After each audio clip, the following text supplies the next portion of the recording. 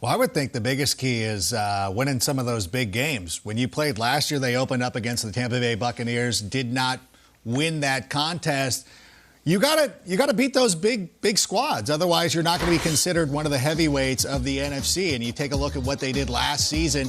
Perfect against the NFC East. Crazy. 40 points per, although 2 of those games were against the Eagles where they put up half 100 on them twice. But you got to go out there and make some noise against some of the big boys. To me, it's kind of like one of those small schools like Boise State. Like, it's cool that you're dominating the Mountain West, but at some point when you go up against one of the Power 5 schools, and I know they've done it in the past, beat Oklahoma in the Fiesta Bowl. You might want to Google that one, Rachel. It's a long time ago. And it was before my time. It was an amazing game, way before your time. So do that. Also, maybe mix in a playoff win, too. That would be, that was one of the reasons why they got rid of Jason Garrett, is that they were struggling to win in key moments. And so Mike McCarthy and them, it's on them. They got to start winning some big games. Cowboys won 12 games last season. Let's not lose sight of the fact that was a really good football team. So I don't know about elite tiers or who the competitors are, because every year things change. You wouldn't have thought the 49ers were one of the best teams until the stretch run of last season. True. And obviously, they became the team everybody was fearful of. And but for a weird sequence at the end of that game in Dallas and a ball that was spotted, then respotted, and then everybody backed off and they never got to spike the ball, they quite possibly win that game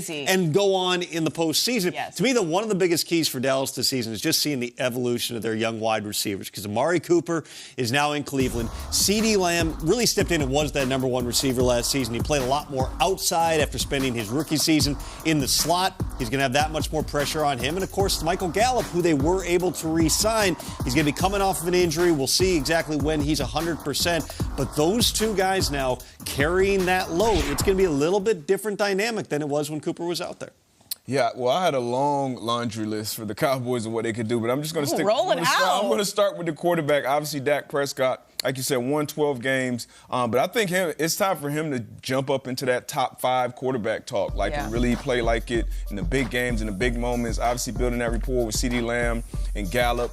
He really has to make that jump. Mike McCarthy, he has to handle the clock better. It seems like a little thing, but it showed up big in the biggest moment at home when they should have won that playoff game. On the defensive side of the ball, Micah Parsons had an unbelievable rookie year doing what he did off the ball and rushing the passer. If I'm that D coordinator, I'll send 11 after that passer a lot more. He's one of the most fearful pass rusher in the league if you just send him off that edge, every play in and play out. So if they do those things, I think Dallas Cowboys can definitely jump into the big dogs with the NFC. It's wide open. I agree with you, and I love what you said about Dak. It's time for him to be in that conversation of the top 5. I kind of love that he's come out and says, I know every single year we're all like, oh, best shave of my life. Like, yeah, same, guys. No.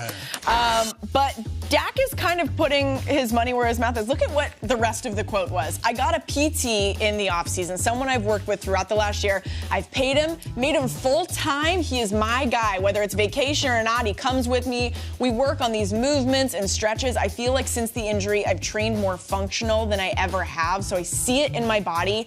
I see it in the way I move and how the ball is coming up. This is giving me Tom Brady vibes. Yeah. This is giving me taking care of my body before it is completely broken down. He is putting in that work. This guy is with him 24/7. I'm kind of surprised that he's just doing this now a little bit, but he's with him all the time. That we could see a totally different Dak Prescott this year. Like, absolutely jacked, eating only avocados. I'm kind of signing up for tomatoes.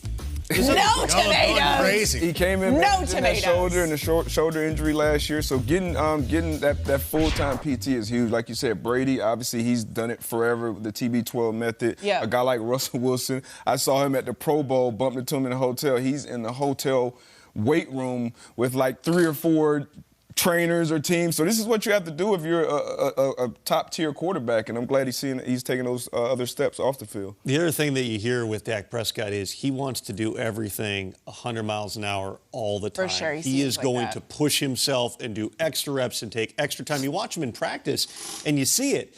But then at some point, there is guard against overuse and manage your body. So having somebody with him full time, you certainly would think, would be something that would be helpful. Last year, we forget, not only was he coming off of that gruesome ankle injury, but he has the shoulder early in training camp and then can't practice. Then he tweaks something else in his ankle. He didn't practice. He barely had camp. He didn't have the preseason. He still came out, played at a really high level, They won 12 games. I absolutely anticipate that we're going to see the best of Dak Prescott. Does that translate into the Cowboys making a deep playoff run? They certainly hope so. It's not all on Dak, though. The Eagles are coming. Fans, buckle up.